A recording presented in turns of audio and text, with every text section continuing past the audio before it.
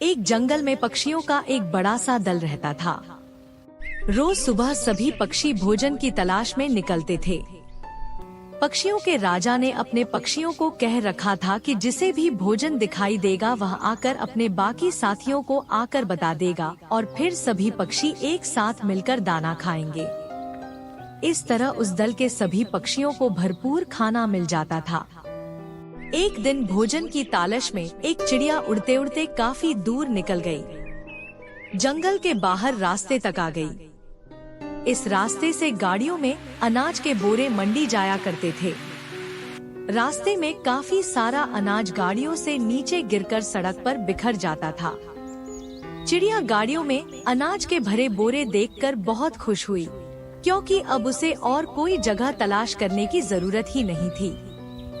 अनाज से भरी गाड़ियां वहां से रोज गुजरती थी और अनाज के दाने सड़क पर बिखरते भी रोज थे। चिड़िया के मन में लालच आ गया। उसने सोचा कि उस जगह के बारे में वह किसी को नहीं बताएगी और रोज इसी जगह आकर पेट भर खाना खाया करेगी। उस शाम को जब चिड़िया अपने दल में वापस पहुंची, तब उसके बाकी साथियों ने देरी से आने का कारण पूछा। चिड़िया ने भी एक अनूठी झूठी कहानी सुना दी कि वह किसी तरह जान बचाकर आई है। उस रास्ते से तो इतनी गाड़ियां गुजरती हैं, रास्ता पार करना मुश्किल है। दल की बाकी चिड़िया यह सुनकर डर गईं और सभी ने निश्चय कर लिया कि वह रास्ते के पास नहीं जाएंगी। इस तरह वह चिड़िया रोज उसी रास्ते पर जाकर पेट भर दाना खाती रही। एक दिन चिड़िया रोज की तरह रास्ते पर बैठकर खाना खा रही थी। खाना खाने में वह इतनी मग्न थी कि उसे उसकी तरफ आती हुई गाड़ी की आहट सुनाई ही नहीं दी। गाड़ी भी तेजी से आगे बढ़ रही थी। चिड़िया दाना चुगने में मग्न थी। गाड़ी पास आ गई और गाड़ी का पहिया चिड़िया को कुचलता हुआ आगे निकल गया। इस तरह लालची चिड़िया अपने ही जाल में फंस गई। लालच बुरी बला है, भी लालची मत बनो। गौतम बुद्ध की जन्मक था। जैसे ही गौतम गर्भस्थ हुए उसी क्षण 32 प्रकार की दैविक घटनाएं घटित हुई थी, जिनमें भूचालच, 10,000 लोगों में अचानक रोशनी का फैलाव और नरक की अग्नि का शमन उल्लेखनीय है। 10 महीनों के बाद लुम्बिनी के एक उपवन में गौतम का जन्म हुआ। कहा जाता है शिशु के जन्म 4 महाब्रह्मों द्वारा बिधाई गई स्वर्णजाल में हुआ था तथा दैवी बारिश में उनका स्नान हुआ था। जन्म लेने के साथ ही शिशु ने 7 पग बढ़ाए थे और सिंहनाद करते हुए स्वयं का परिचय लोकनाथ के रूप में दिया था। जिस दिन गौतम का जन्म हुआ था उसी दिन बोधि वृक्ष, राहुल माता, यशोधरा, अश्व, सारथी धन्य, उनका हाथी और 7 प्रकार के बहुमूल्य कोष भी उत्पन्न हुए थे। महामाया का स्वप्न। सिद्धार्थ गौतम की माता महामाया और कपिलवस्तु के राजा शुद्धोदन की धर्मपत्नी शक्यवंशी अंजन की पुत्री थी, जो देवदह के प्रमुख थे।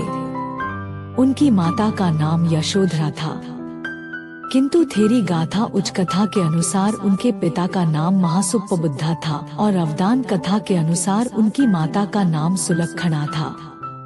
महामाया के 2 भाई थे और एक बहन महाप्रजापति भी राजा शुद्धोदन से उसी दिन ब्याही गई थी जिस दिन महामाया से उनका विवाह हुआ था। महामाया में बुद्ध की माता बनने की सारी योग्यताएं थी।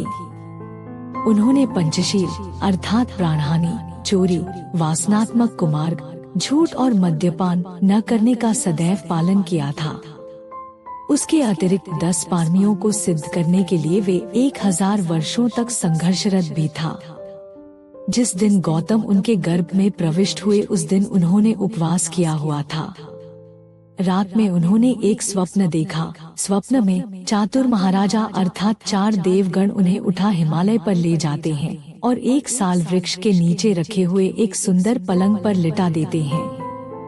तब उन देवों की पत्नियां आती हैं और उन्हें अनुत्तत सरोवर में वहां स्नान कराती हैं। फिर वे उन्हें दिव्य परिधान धारण करा एक अद्भुत स्वर्ण प्रासाद की दिव्य शैया पर लिटा देती हैं। तभी एक सफेद हाथी अपनी चमकदार सूंड में एक ताजा सफेद कमल ले दाहिनी दिशा से उनके गर्भ में प्रवेश करता है।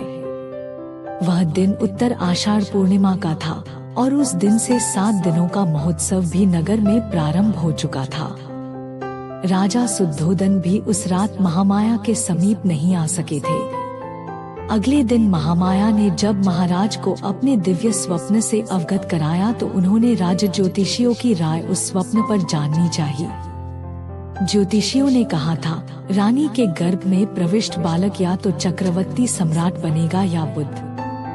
असित राजा शुद्धोदन के पिता सिंहनु के गुरु व राजपुरोहित असित सांसारिक भोगों से विरक्त एक चमत्कारिक और सिद्ध पुरुष थे। वृद्धावस्था में राज्य सुखों का परित्याग कर वे एक निर्जन वन में कुटिया बनाकर आध्यात्मिक साधनाओं में लीन रहते। कहा जाता है कि अक्सर वे तावतिंस लोक के देवों के साथ उठते बैठते रहते थे। एक दिन जब वे तावतिंस पहुँचे तो वहाँ उन्होंने दूर स्थान पर फूलों की सजावट देखी। देवगण नाच गा रहे थे, सर्वत्र उत्सव का माहौल था।